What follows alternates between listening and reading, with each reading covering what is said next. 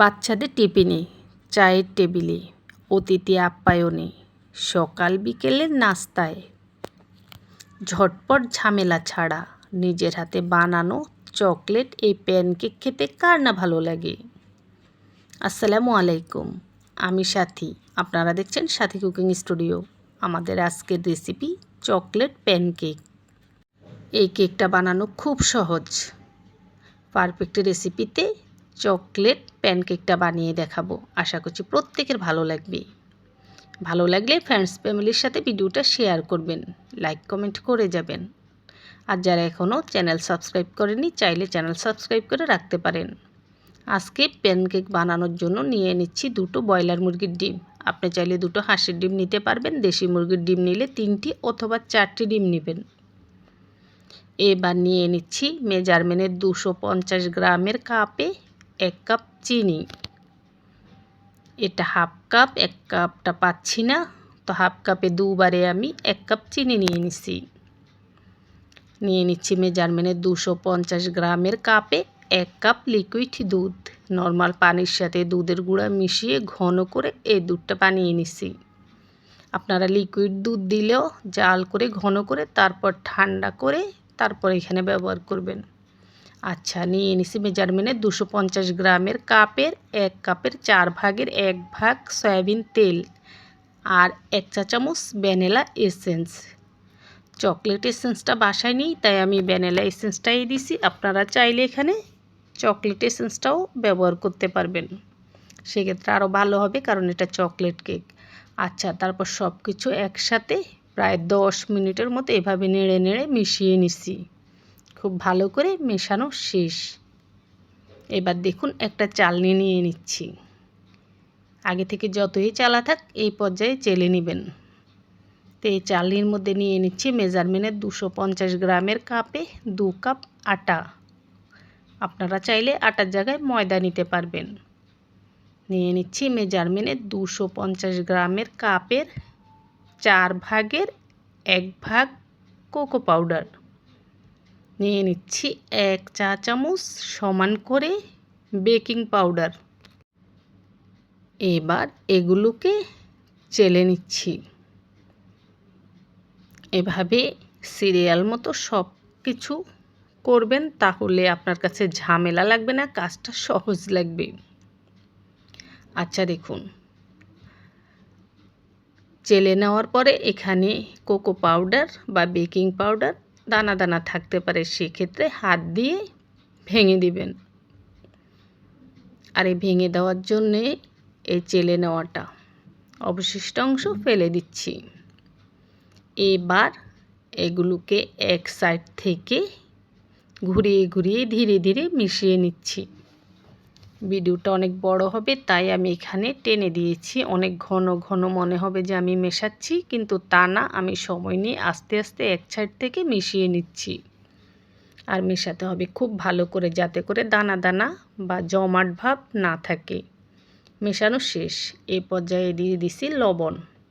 এখানে আমি পুরো হাফ চা চামচ লবণ দিছি। আপনি চাইলে সামান্য একটু লবণ কমও দিতে পারেন, তবে লবণটা দিবেন। লবণ দিলে কেকের টেস্টটা ভালো হয়, কেকটা ভালোভাবে ফোলে। লবণটা দেওয়ার পরে আবারও খুব ভালো করে মিশিয়ে নিচ্ছি। এবার একটা চামচ নিয়ে নিচ্ছি। এই চামচটা মেপে মেপেই প্যানকেক বানাবো, তাহলে প্রত্যেকটা কেক সমান হবে। তবে তার আগে চামচ দিয়ে আবারও খুব ভালো করে একবার নেড়ে নিচ্ছি। এবার আপনাদেরকে দেখিয়ে দিচ্ছি এগুলোর ঘনত্ব কেমন হয়েছে। এই দেখুন, ঠিক এই রকম হতে হবে ঘনত্ব। চলুন প্যানকেক বানিয়ে দেখাচ্ছি। প্যানকেক বানানোর জন্য আজকে আমি দেখুন দস্তার একটা তেলের কড়াই নিয়ে নিচ্ছি। এটা কিন্তু ছোট্ট তেলের কড়াই। এই কড়াইতে বানাবে এর জন্য, তাহলে গোল হবে কেকটা, মোটা হবে। তো এই কেক বানানোর জন্য আপনি চাইলে ননস্টিকের পাতিলও নিতে পারবেন। ননস্টিকের পাতিলে কিন্তু প্যানকেক খুব ভালো হয়। আমি আজকে এই পাতিলে বানিয়ে দেখাচ্ছি, যাতে করে যাদের কাছে ননস্টিকের পাতিল নেই তারাও বানাতে পারে। আচ্ছা দেখুন, প্রথমে আমি 2 চা চামচের মতো সয়াবিন তেল দিয়ে দিছি হাঁড়িতে। আর চুলা রাসটা একেবারে লোতে আছে। এইবার এই টিস্যুটা দিয়ে খুব ভালো করে হাঁড়িটা মুছে নিচ্ছি। এতে করে টিস্যুর মধ্যে তেলটা উঠে যাবে আর এই হাঁড়িটা ননস্টিকের হাঁড়ির মতোই হয়ে যাচ্ছে এই তেলটা এভাবে মাখার কারণে। হাঁড়িতে কেক দিলে আর কেক লেগে যাবে না, সুন্দর মতো ননস্টিকের হাঁড়ির মতো কেকটা উঠে যাবে।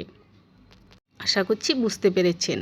আচ্ছা দেখুন, চুলার একেবারে লো আছে, পাতিলটা ভালো করে গরম হয়েছে। এবার এই চামচটা মেপে 1 চামচ দিয়ে দিছি, তারপরে একটা ঢাকনা দিয়ে দিবেন। তা আমি এই ঢাকনাটা দিয়ে দিছি, ঢাকনাতে 3টা ছিদ্রগুলো বন্ধ করে দিছি। আপনারা যে কোনো একটা সিলভারের ঢাকনা দিয়ে ঢেকে দিবেন। চুলার লো আছে, 1 থেকে 1.5 মিনিটের মতো এইভাবে ঢাকনা দিয়ে ঢেকে রেখে দিলে দেখবেন সুন্দরভাবে কেকটা হয়ে গেছে। দেখুন কতটা ফুলকো হয়েছে, একদম জালি জালি, ভেতর থেকেও অনেক জালি জালি হয়েছে, অনেক সফট। তারপর তুলে নিলাম। তো আমি এই পাতিলের উপর রেখে আপনাদেরকে দেখাচ্ছি। এই দেখুন কেকের নিচটাও কিন্তু পড়েনি। খুব সহজ না বানানো? এভাবে বানালে আপনাদের ঝামেলা মনে হবে না। মেহমান আসলেও কিন্তু ঝটপট বানিয়ে আপনি চাইলে এটা দিয়ে আপ্যায়ন করতে পারবেন। আবার বাচ্চাদের টিফিনও খুব সহজে বানিয়ে দিতে পারবেন। আবার যখন তখন চকলেট কেক খেতে মন চাইলে সহজভাবে এভাবে বানিয়ে নিতে পারবেন। আচ্ছা দেখুন, এবার এটা তুলে নিচ্ছি। আর এভাবেই আমি প্রত্যেকটা বানিয়ে বানিয়ে এই প্লেটে নিয়ে নিচ্ছি। প্রত্যেকটা কেক দেওয়ার আগে তেলের সেই টিস্যুটা দিয়ে আমি পাতিলটা একটু মুছে নিচ্ছি। আপনারাও এইভাবে করবেন, প্রত্যেকটা কেক দেওয়ার আগে টিস্যু দিয়ে একটু মুছে নেবেন, তাহলে কেকের নিচে পুড়বে না আর উঠবে খুব সুন্দরভাবে। আচ্ছা দেখুন, এভাবে আমি সবগুলো কেক বানিয়ে বানিয়ে এই প্লেটে নিয়ে নিচ্ছি। দেখুন উপরটা যেমন, নিচটাও সেরকম পড়েনি।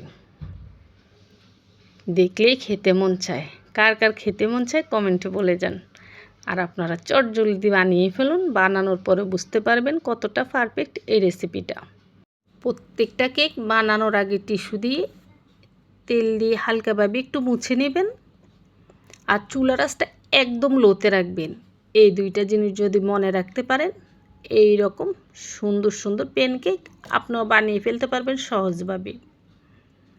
তাহলে নিচ থেকে আর পুড়বে না, আর পাতিল থেকে উঠে যাবে খুব সুন্দরভাবে যদি এই ধরনের পাতিলে বানান। আর যদি ননস্টিকের হাঁড়িতে বানান তাহলে তো কোনো কথাই নেই, ওই হাঁড়িতে কেকগুলো নষ্ট হয় না বা নিচ থেকে পড়ে না, লেগে যায় না আর কি।